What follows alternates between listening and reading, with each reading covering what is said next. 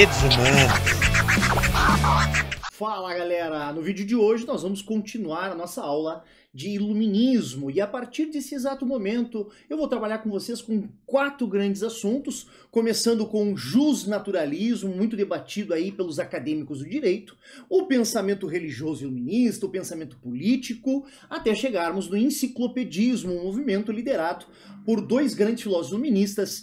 Nós temos aí o Denis Diderot e o Jean d'Alembert, perfeito? Começando então, meu povo querido, com o justnaturalismo, como eu já disse para vocês, muito debatido, muito estudado aí pelos acadêmicos do direito. O justnaturalismo é basicamente uma série de direitos naturais, que todo ser humano, ao nascer nesta condição, a condição humana, recebe automaticamente esses direitos. Esses direitos, eles são naturais, ou seja, eles são direitos por sermos humanos. Não é um direito, não é um direito que é específico de sociedade A, não é um direito que é específico de sociedade B, não é um direito que pode ser aplicado por X sociedade e que não deve ser aplicado por outras sociedades. Mas são princípios universais que todos os seres humanos deveriam ter, imutáveis, que não podiam se modificar, e invioláveis, que ninguém podia tirar. Tá? Aqui, gente, nasce o que a gente chama de direitos humanos, ou seja, os direitos que nós adquirimos pelo simples fato de sermos seres humanos. Tá? Vou ler aqui, então, o primeiro ponto para vocês. Defende que o direito é independente da vontade humana. Então, esse direito natural não é se eu quero, ou se o rei quer, se o presidente quer. Todos têm direito pelo simples fato de serem humanos. Ele existe antes mesmo do homem, ou seja, antes do ser humano surgir na Terra, e acima das leis impostas pelos seres humanos ao longo da história. Para os justnaturalistas, o direito é algo natural e tem como pressupostos os valores do ser humano, e a busca sempre um ideal de justiça. Então, justiça social, harmonia social. Os princípios do direito natural, que podemos chamar assim o justnaturalismo de direito natural, são direitos nas quais nós nascemos com eles pelo simples fato de estarmos aí na condição humana. Tá? Todos os indivíduos nascem naturalmente iguais e devem ser mantidos na vida em comunidade dentro desse mesmo pé de igualdade. Então, aqui nós temos o princípio de isonomia, o princípio de eunomia, todos somos iguais perante a lei. Deus, segundo os filósofos iluministas, criou todos os indivíduos, todos os seres humanos de forma igual. E eles devem ser tratados iguais perante a comunidade, sem distinção entre grupos sociais. Tá? E quais são os principais direitos do justnaturalismo? Quais são os principais direitos naturais que nós temos por sermos humanos? Direito à vida, direito à liberdade e direito à igualdade. Essas são as 3 principais concepções do justnaturalismo. Esses direitos são universais, inquestionáveis e irrevogáveis, universais, imutáveis e invioláveis. Independe da legislação criada por qualquer governo, ou seja, esses direitos naturais estão acima das leis do Brasil, acima das leis da Argentina, acima das leis dos Estados Unidos e de qualquer nação do mundo atual. Esses são direitos que todo ser humano poderia ter acesso e teria o direito de ter acesso. Olhem aqui, gente, essa fala de Thomas Jefferson, um dos pais fundadores dos Estados Unidos. Consideramos estas verdades como evidentes por si mesmas, que todos os homens são criados iguais, dotados pelo Criador de certos direitos inalienáveis, ou seja, direitos que ninguém pode tirar dos seres humanos, que entre eles estão a vida, a liberdade e a procura da felicidade. Então todos os seres humanos na Terra deveriam ter acessos iguais a esses direitos, segundo o nosso nobre Thomas Jefferson. E agora, gente, para nós concluirmos o justnaturalismo, vamos pensar aqui qual que é o papel do governo, qual que é o papel do Estado. O papel do Estado, o papel do governo para os filósofos iluministas é garantir esses direitos naturais. Então, o Estado, o poder político, deveria garantir os direitos naturais, os direitos de igualdade, de liberdade e o direito à vida. Perfeito? Claro que aqui nós vamos então abranger esses direitos, como as liberdades individuais, a tolerância, tolerância de pensamento, tolerância de opinião. E eu acho que no Brasil que a gente vive hoje, a gente está precisando aprender muito com esse justnaturalismo, né? A gente vê aí uma sociedade em pé de guerra, né? Uma sociedade brigando constantemente por causa de política, uma política muito polarizada. E eu acho que a gente tem que aprender, sim, né, a respeitar as opiniões diversas, que nós temos que criar um ambiente favorável onde as pessoas possam viver com as suas opiniões, independente quais elas forem, tá? Direito à propriedade, claro, as ideias iluministas são ideias da burguesia, a burguesia quer proteger a sua propriedade, igualdade perante a lei, princípio de isonomia e o princípio de justiça social, que é a base do justnaturalismo. As leis constituídas pela sociedade seriam as ferramentas racionais para garantirem, né, esses direitos naturais. Então, o Estado, as leis racionais impostas a todos os indivíduos da comunidade, seriam um mecanismo racional para garantir os direitos naturais. Que todos, inclusive os reis e a própria igreja, deveriam se submeter às leis impostas pela sociedade. Agora nós vamos para o pensamento religioso. Os filósofos iluministas procuravam, né, uma religião mais natural, uma religião mais racionalizada, uma religião que pudesse passar pelo experimento da razão, que pudesse passar pela a dúvida da razão, né? E essa religião natural que pensavam os filósofos iluministas é o que a gente vai chamar de deísmo. Eu, por exemplo, me encaixo nesta lógica de deísta agnóstico, né? Eu acredito em um criador, mas eu não acredito em instituições humanas, eu, Rafael, não acredito, né, em doutrinas constituídas por seres humanos. Eu acredito que Deus e os seres humanos são duas coisas bem separadas e um não influencia, né, nas atitudes de outro. Tá? Bom, além, né, desse deísmo, né, de tentar construir uma religião natural, nós temos a crítica ao conhecimento dogmático, ao conhecimento obsoleto, fanático, produzido pelo cristianismo, principalmente ao longo da Idade Média. Então todas as verdades postas, todos os conhecimentos, eles provinham da igreja, da teologia, né, e da doutrina religiosa. Aqui há uma proposta de separar religião de conhecimento racional. Acusavam os clérigos, os sacerdotes da igreja, de alimentar nas pessoas a ignorância. Como se os padres, como se os sacerdotes, né, obrigassem as pessoas a viver na fantasia, a viver, né, no fanatismo, na superstição. Né? Então eles vão acusar esses sacerdotes, né, de alimentar na população o medo, né, o medo do diabo, né, e que a única salvação seria Deus. Para quê? Vamos pensar aqui por que a igreja, né, está estimulando essa superstição, né, as pessoas a ficarem no limbo do conhecimento, né, as pessoas ficarem fora do acesso à racionalidade. Por quê? Porque dominar essa sociedade seria muito mais fácil se elas não fossem munidas de razão. Seria muito mais fácil dominar e explorar as populações e a sociedade se elas estivessem dentro de um núcleo de explicações pouco favoráveis à razão. Explicações dogmáticas, explicações, né, que não se embasam em racionalidade. Além disso, né, rejeitavam os anjos, os demônios, os milagres, os santos.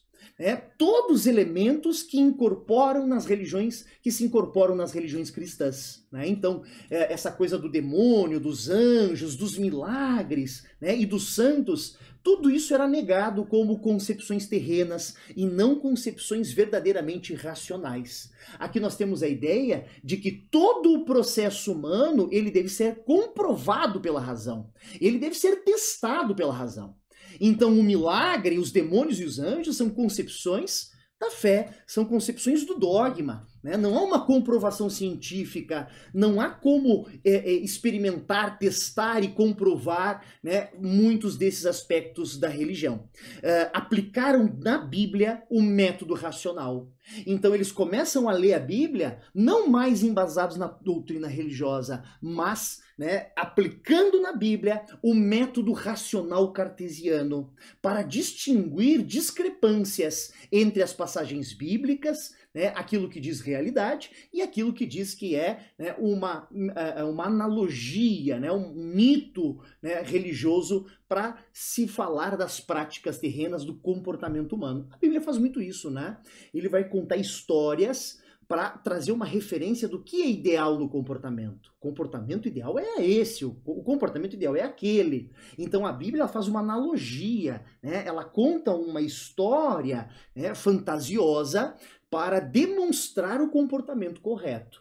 E aqui os filósofos iluministas querem separar, né, o que é analogia e o que é a racionalidade do comportamento humano. Tá? Ainda no pensamento religioso, nós temos aqui, rejeitavam a teologia como caminho da verdade absoluta, rejeitavam as doutrinas religiosas baseadas na revelação e nas verdades reveladas, né? Então o que eu estou falando aqui para vocês é uma verdade absoluta. Tem prova, Rafa? Não tem. Deus quis que esta fosse a verdade. Então toda essa explicação mitológica e doutrinária, ela é deixada de lado. Eram contrários às ideias da natureza humana pecaminosa, que o ser humano era pecador por natureza. Nós vimos isso também no primeiro vídeo. Contra a concepção de que temos que viver em plena penitência, em suplício, né? Já que nós, seres humanos, somos pecadores, que Jesus veio, né, para o mundo para morrer na cruz para nos salvar dos nossos pecados. Essa história que a igreja prega, né, na Idade Média, de que as pessoas tinham que ter uma vida ruim, uma vida dolorosa, como forma de pagar pelos pecados em vida, de pagar, né, pela condição humana própria do pecado e da transgressão, né? Como se o ser humano fosse naturalmente transgressor, né, ruim. Dizem que a Igreja Católica usou seu poder político, suas crenças, né, para perseguir, torturar, e matar as pessoas ao longo da história. E essa é uma crítica pontual dos filósofos iluministas. Quando eles apontam para a Igreja Católica, para as igrejas cristãs, eles vão dizer: vocês, católicos e cristãos, utilizaram o poder político, né, e o poder econômico que disponha ao longo da história para perseguir, matar e anular as pessoas. Aqui nós trazemos o exemplo do Tribunal do Santo Ofício da Inquisição, né, com uma espécie de um poder judiciário da igreja que condenavam aquelas pessoas, né, por crimes cometidos contra a religião. Agora, será que alguma coisa dessa moral cristã, dessa moral religiosa, ela não permanece? Permanece. É o que nós vamos chamar na filosofia de ética, principalmente a ética kantiana. Kant, por exemplo, vai dizer que o nosso comportamento, ele deve ser embasado não em Deus, mas na nossa própria racionalidade. Ou seja, que o nosso comportamento correto, o nosso comportamento justo, ele provém da racionalidade. A pessoa que aprimora e desenvolve a racionalidade, ela vai automaticamente ter um comportamento correto. Não porque Deus quis, mas porque a razão, né, pediu, mandou ele ter esse comportamento correto. Então é importante ressaltar que alguns elementos dessa moral cristã, a qual combatiam os filósofos iluministas, foram preservados. Só que eles vão se transformar numa ética comportamental, como, por exemplo, a ética kantiana, perfeito? Onde o comportamento deve ser embasado na racionalidade e não na religiosidade, perfeito? Continuando.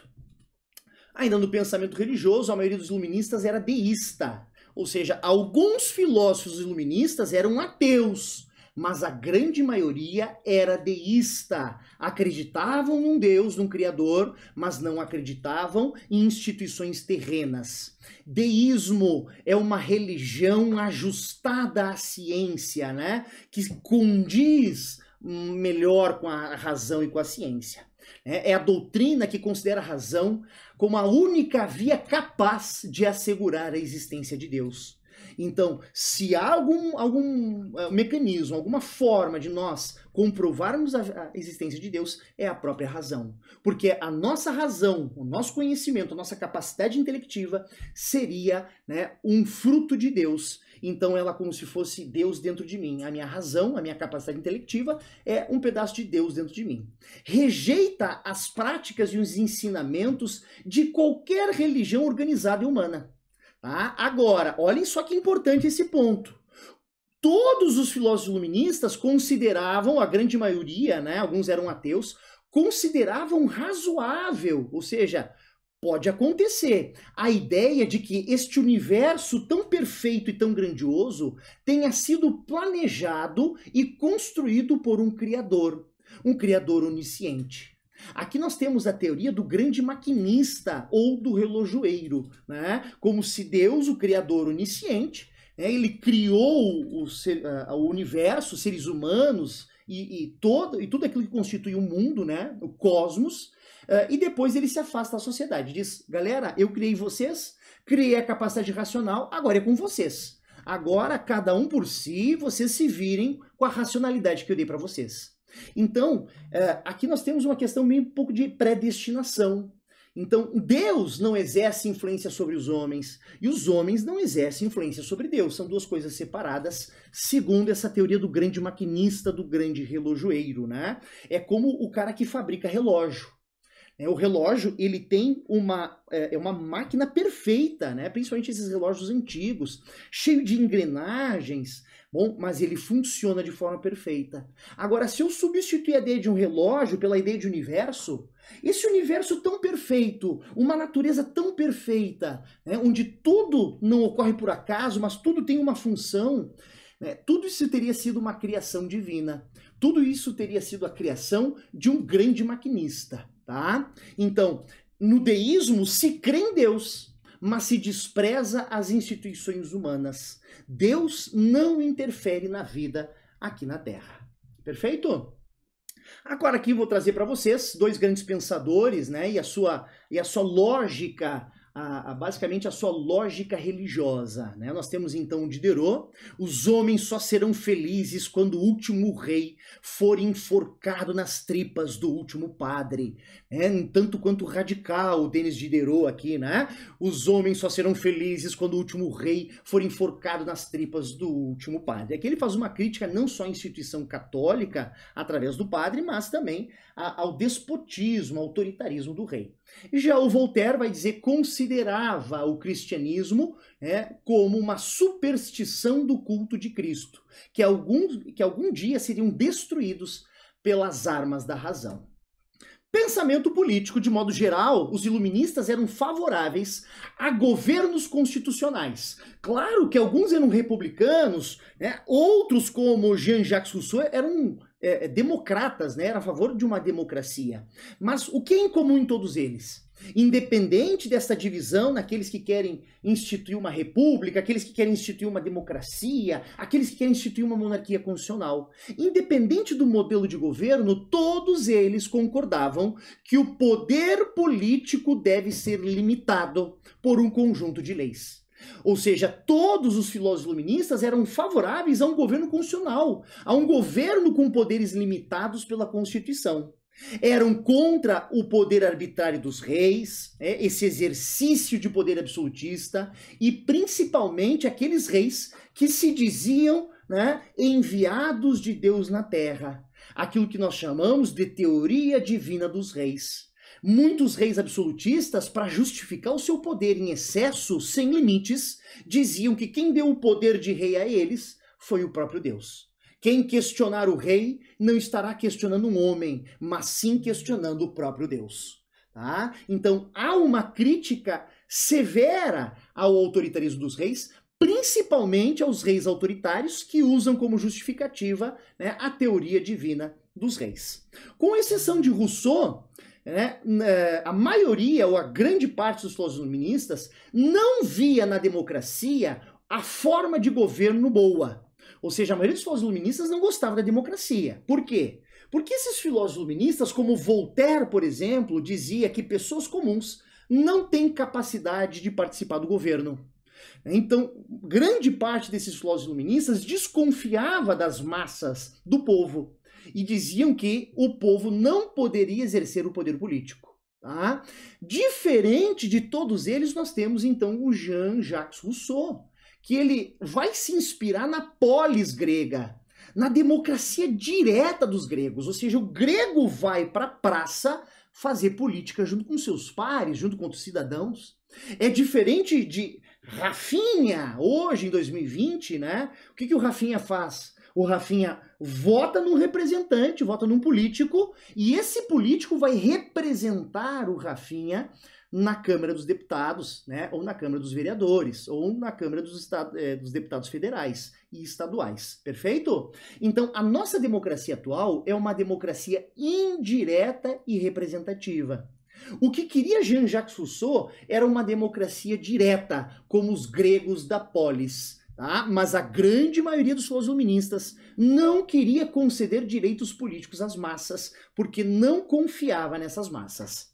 As pessoas deveriam ser orientadas única e exclusivamente pelo império das leis.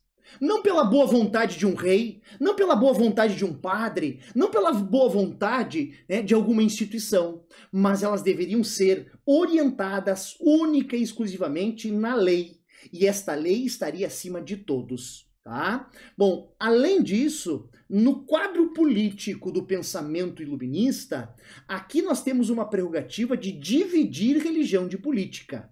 Tá? Inclusive, gente, eu vou assinalar isso aqui na tela com um ponteiro para vocês. Olhem só.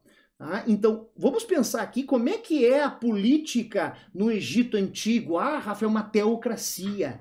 Se mistura poder político e religioso. Ah, qual que é o modelo político na Idade Média? É uma teocracia. Né? A Igreja Católica interfere diretamente no poder político. Os filósofos iluministas vão dizer, chega de interferência da religião na política.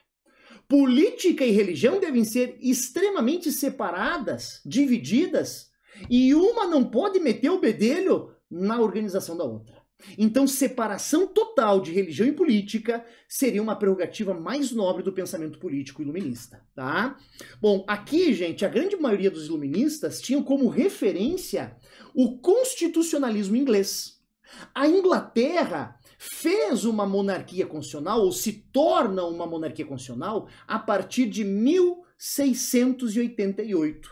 Vou colocar aqui, né, para vocês darem uma olhada, ó, 1688, os ingleses fazem uma revolução, a Revolução Inglesa, né, também conhecida como Revolução Burguesa, e a partir de 1688, mais precisamente 1689, com a assinatura do Bill of Rights, né, a Declaração de Direitos, a Inglaterra se torna uma monarquia constitucional, acabando com o absolutismo.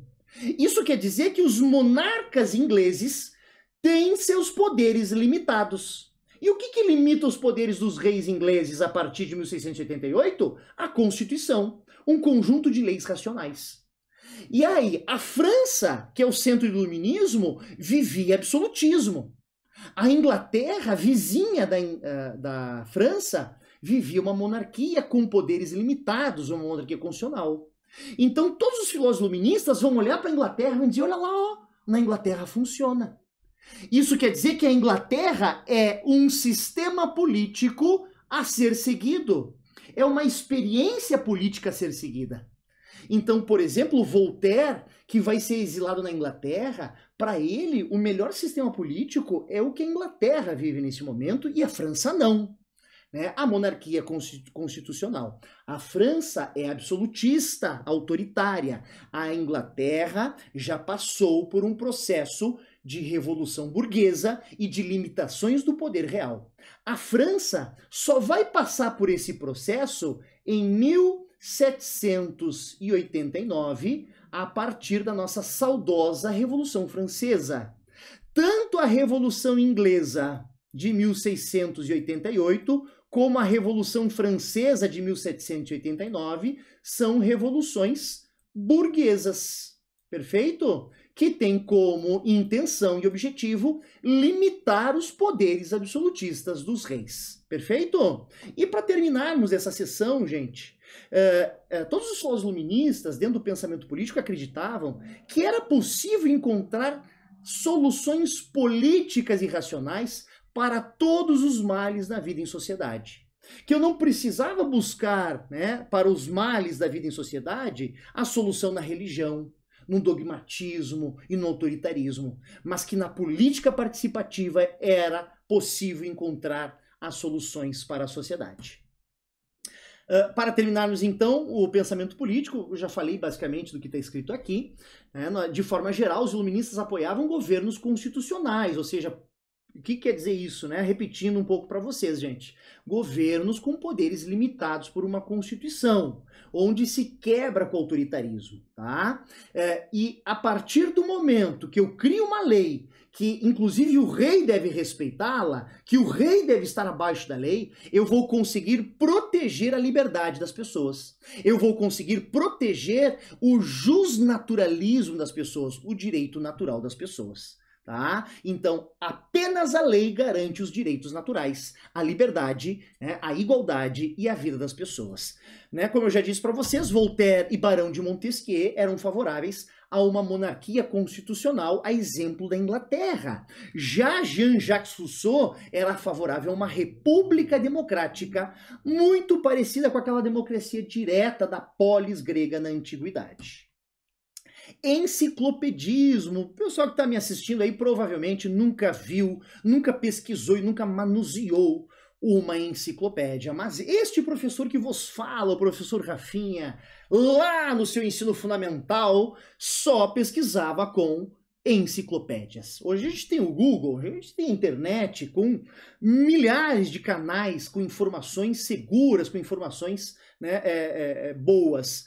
Mas nesta época, até 20 anos atrás, né, o único mecanismo de pesquisa escolar, o melhor mecanismo de pesquisa escolar, era, sem sombra de dúvida, a enciclopédia. Eu, na minha casa, por exemplo, como os meus pais eram professores e meus avós eram professores, eu tinha as duas maiores enciclopédias do Brasil. A enciclopédia britânica, Miradouro, e a Barça, né, a enciclopédia brasileira. Tá? Bom, vamos pensar que a enciclopédia é um conjunto de vários livros que tratam dos assuntos mais variados. Normalmente, estas enciclopédias elas são divididas em ordem alfabética. Então, o Rafa quer pesquisar sobre milho. O Rafa vai lá no M, o livro M, né, da enciclopédia, e lá vai estar milho. Ah, o Rafa quer pesquisar agora sobre a Bolívia, né, que passou por uma eleição ontem. Estamos aí no dia 19/10, galera. Bolívia, vai lá no B e vai falar sobre Bolívia. O Denis Diderot e o Jean d'Alembert, que foram os precursores, os caras que pensaram esse sistema chamado enciclopédia, eles pensaram o seguinte: o nosso objetivo, o objetivo do iluminismo, é propagar a razão. Propagar a razão é propagar o conhecimento, né? Expandir com as ideias racionais. Já sei o que eu vou fazer. Eu vou convidar 300 cientistas, os 300 maiores cientistas da Europa, e vou pedir para que cada um escreva uma parte. E vou juntar tudo em 35 livros. E esses 35 livros vão ter o conhecimento mais moderno da Europa do século XVIII. E eu vou vender e distribuir para os letrados, para as pessoas que sabem ler e escrever, para tentar divulgar esse conhecimento. Percebam na minha fala que a enciclopédia é um mecanismo perfeito para o grande objetivo iluminista, que era divulgar as informações. Ela foi publicada pela primeira vez em 1751 e ela contava lá em 1751 com 35 volumes. Na verdade, ela começa com 28 volumes, depois eles vão aumentando. Tá? Participou da construção dessa enciclopédia o famoso Voltaire, o famoso Montesquieu, assim como o importante Jean-Jacques Rousseau. 300 cientistas, né, com variados conhecimentos e os mais avançados conhecimentos de sua época. Apontavam conexões entre as diversas áreas do conhecimento. Algo que hoje na educação nós chamamos de interdisciplinariedade, a relação entre as disciplinas, né? Vocês que vão fazer Enem, vocês têm que saber o que são habilidades e competências. Basicamente, habilidades e competências é estabelecer relações com o conhecimento. Então, desde o século XVIII, desde o movimento enciclopedista, já se falava em habilidades e competências humanas. Perfeito? Aqui, gente, olhem só que interessante, deixa eu mudar o meu rosto, botar meu rosto para baixo, senão vocês não vão ver a minha enciclopédia. Aí, ó. Então, logo em cima aqui na minha cabeça, vocês estão vendo uma imagem, né, de uma coleção que eu tinha na minha casa. Eu lembro como se fosse hoje, lá nos livros do meu pai, a enciclopédia Barça, tá? Essa aí é a enciclopédia, né, dos dias atuais, né, mas que é uma referência dessa enciclopédia criada no século XVIII. O saber humano era dividido em 3 categorias. A memória, como exemplo a história, a razão. Matemática, por exemplo, é a linguagem da razão pura, segundo o René Descartes. A filosofia e a natureza. Aqui na natureza entra a biologia, a química, né? Essas áreas, a física, né? Do movimento da Terra, né? e da natureza propriamente dita. E a área da imaginação. Então, 3 áreas: memória, história, né, como exemplo, a razão e a imaginação. Na imaginação nós tínhamos então as disciplinas da arte, da literatura, por exemplo. Tá? Em 1759, o Papa, né, cachorrinho fiadapu, o Papa Clemente XIII acabou condenando a enciclopédia iluminista. Por quê? Porque ela continha doutrinas infames, né, doutrinas da blasfêmia, doutrinas do capeta. A partir dela, se consolida o conceito de imprensa, ou seja, de liberdade de expressão através dos meios de comunicação. O jornalismo nasce a partir, né, dessa prerrogativa, que tem um papel fundamental no controle dos nossos políticos, por exemplo, né, quando sai um caso de corrupção, como recente, né, o Chico do Toba, né, desculpa falar isso no YouTube, né, você deve ter acompanhado aí, o cara que estava com dinheiro nas nádegas. Isto, quem é que divulga essa informação? Os jornais. Então, olha o papel da imprensa que nasce a partir do movimento enciclopedista, né, divulgar, né, o que o governo está fazendo, para o povo ficar sabendo e poder, né, de certa forma, trocar esses governos, caso fosse necessário. Continuando então, agora nós vamos para os principais filósofos do iluminismo. Vamos começar aqui então com Jean-Jacques Rousseau, passando pelo Voltaire, o mito, né?